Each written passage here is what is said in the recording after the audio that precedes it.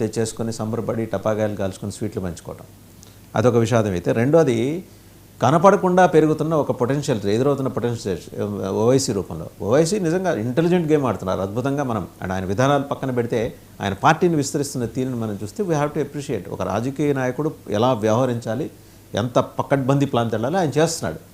It's రేపొద్దున మహారాష్ట్రలో ఉన్నారు ఆయన, ఆల్రెడీ ఈ బీహార్లో ఉన్నారు, సీమాంచల్లో హీ హాస్ ప్రూవ్డ్ హిస్ ప్రోవెస్నెస్. అలాగే రేపొద్దున ఢిల్లీ దాకా కూడా వెళ్తాడు ఆయన.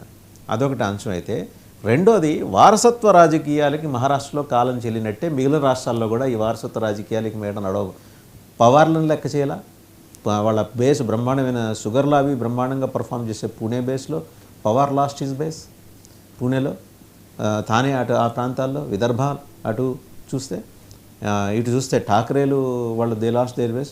వారసత్వ రాజకీయాల్ని Maharashtra western part of India అలాగే నార్థన్ పార్ట్ ఆఫ్ ఇండియాలో ఎలా అయితే వారసత్వ రాజకీయాల్ని వదిలేస్తూ వస్తున్నారో జనాలు, వాటికి దూరంగా చెప్తాను.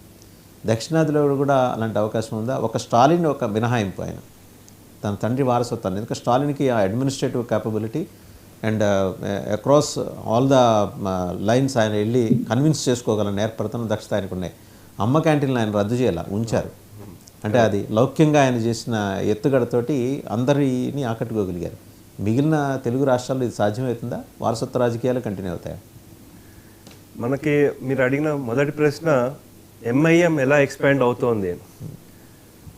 మనకి యాక్చువల్లీ ముస్లిం కోర్ ఓట్ చూసుకుంటే అండి, బీజేపీకి ఏతర పార్టీలు ఎవరైతే స్ట్రాంగ్గా ఉన్నారో వాళ్ళకి ఓట్లు వేస్తున్నారు. ఎక్కడైతే ఆ పార్టీలు లేవో వాళ్ళు అప్పుడు నెక్స్ట్ ఆల్టర్నేటివ్ కాంగ్రెస్ అవుతోంది. సో ఇప్పుడు వారు చెప్తున్న ఒక 23 సీట్లు ఏవైతే గెలిచామంటున్నారో దాంట్లో కూడా 13 సీట్లు ముస్లిమ్స్ కౌన్సిలర్ గెలిచారు ఇప్పుడు. సో అలా చూసుకుంటే అండి, కాంగ్రెస్ మీద ఓటర్లకి ఆ నమ్మకం పోయింది. ఏది ఉన్నా సరే, అంటే వివిధ వర్గాలు, ఉట్టి ముస్లిమ్స్ అనే చెప్పట్లేదు, ఆ కాన్ఫిడెన్స్ ఇంకా తెచ్చుకోలేకపోతున్నారు. సరే గ్యారంటీలు అంటున్నారు కర్ణాటకలో, అవి దానికి ఇంకా సెట్ బ్యాక్స్ కూడా ఉన్నాయి. దాన్ని ఎన్కాష్ చేసుకుంటున్నారు ఎంఐఎం పార్టీ. అంటే ఎక్కడెక్కడ, అంటే ఇప్పుడు కేరళలో ఆయన వెళ్ళాడు ఎంఐఎం, ఎందుకంటే ఆల్రెడీ ఐయుఎంఎల్ ఉంది, అది ఒక 1950 నుంచి ఉంది. అస్సాంకి వెళ్ళాడు, కానీ బీహార్లో స్పేస్ ఉంది, అక్కడ వ్యాక్యూమ్ ఉంది, అక్కడికి వెళ్ళాడు. బీహార్లో కూడా స్పెసిఫిక్ లొకేషన్ సీమాంచల్లో. యాక్చువల్లీ ఎప్పుడైతే 2020 ఎలక్షన్, అసెంబ్లీ ఎలక్షన్ జరిగినప్పుడు బీహార్లో 5 మంది గెలిచారండి, 5 ఎంఐఎం టికెట్ మీద. వాళ్ళందరూ ఆర్జేడీ వైపు వెళ్ళారు. అయితే ఈసారి ఏం సీట్లు రావనుకున్నారు, మళ్ళీ కంటెస్ట్ చేశారు, మళ్ళీ 5 గెలిచారు. అంటే ఈయనకు అక్కడ డెడికేటెడ్ ఓటర్ బేస్ని డెవలప్ చేసుకుంటున్నారు. సో అలా నెక్స్ట్ ఆయన వెస్ట్ బెంగాల్కి ఎక్స్పాండ్ అవ్వచ్చు. అక్కడ ఒక అడిషనల్ ఇంకొక పార్టీ ఒకటి స్పెసిఫిక్గా ముస్లిం గురించి వాళ్ళు వచ్చారు. ఆయన దాంతో పొత్తు పెట్టుకుని కొన్ని కాన్స్టిట్యున్సీలో 30 to 40% ఆఫ్ ముస్లిమ్స్ ఉన్నారు, డెడికేటెడ్ ఓటర్స్. అటువంటి కాన్స్టిట్యున్సీలే టార్గెట్గా పెట్టుకుంటున్నారు. ఇంకా మనం చూసుకుంటే మహారాష్ట్రలోనే ఔరంగాబాద్, అంటే సంభాజీ నగర్ అంటున్నారు ఇప్పుడు, అక్కడ మంచి సీట్లు వచ్చాయి. సంభాజీ నగర్లో. ఇప్పుడు ఇంకా మలేగావ్లో చూసుకుంటే అక్కడ ఇస్లామిక్ పార్టీ ఒకటి పెట్టారు. వాళ్ళు చాలా ఇంటెలిజెంట్గా ఏం పెట్టారంటే, ఇస్లాం పార్టీ అని బయట చెప్పుకున్నప్పటికీ ఇస్మాల్ వాళ్ళు పెట్టుకుంది, ISMALL అని పెట్టుకున్నారు. పలకటానికి ఈజీగా ఉంటుంది అని ఇస్లాం. వాస్తవంగా అయితే ఎలక్షన్ కమిషన్ రూల్స్ ప్రకారం మతాల పేర్లు కొత్తగా పెట్టడానికి లేదు. పాత ముస్లిం లీగ్ అయితే ఓకే, ఎప్పటి నుంచి ఉంది కాబట్టి ఓకే. సో ఆ పార్టీ అంటే మనం చూస్తుంది ఏంటంటే ముస్లిం ఓట్ కన్సాలిడేషన్ ఎలా అవుతుంది అంటే, ఈ కాంగ్రెస్ లేకపోతే ఈ శివసేన, ఉద్ధవ్ ఠాకరే లాంటి పార్టీలు ఓన్లీ నామమాత్రానికే వాళ్ళు చేస్తున్నారు, కానీ ముస్లిమ్స్కి ఆ ఓటర్ కాన్ఫిడెన్స్ లేక ఓన్లీ ముస్లిం పార్టీగా ఉండే వాళ్ళకి ఓటర్ వెళ్తుందండి. ఇది మొదటి అంశం. నెక్స్ట్ ఇంకోటి వచ్చేసరికి dynastic politics.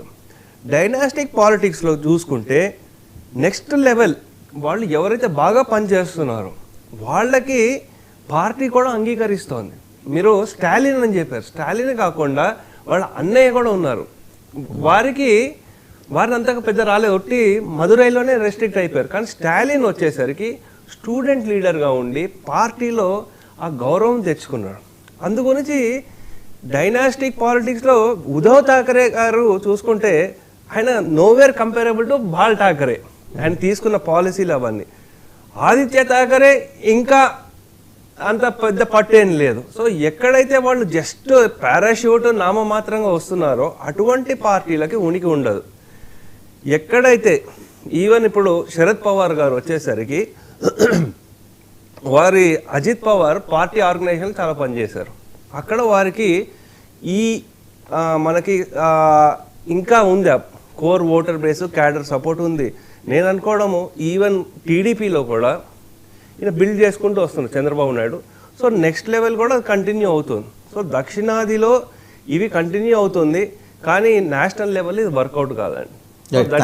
Thank you Prasad గారు, పాపారావు గారు, విజయకృష్ణ గారు అండ్ షేక్ బాజీ గారు. Thank you very much. చూసాం కదా మొత్తానికి ఏంటంటే శివసేన క్యాంపు పాలిటిక్స్ మొదలెట్టింది. ఏకనాథ్ షిండే తన గెలిచిన తన వర్గం కార్పొరేటర్లు లేదా కౌన్సిలర్లను తీసుకొని రిసార్ట్కి వెళ్ళిపోయారు. ఆయన ముందు 2 ఆప్షన్స్ ఉన్నాయి. ఒకటి ఏంటంటే మేయర్ పదవి తమకు ఇవ్వాలి, అది ఖచ్చితంగా అడుగుతున్నారు. ఒకవేళ బీజేపీ దానికి ఒప్పుకోకపోతే ఆయనకి ఏమైనా ప్రత్యామ్నాయాలు ఉన్నాయంటే ఏమో మరి.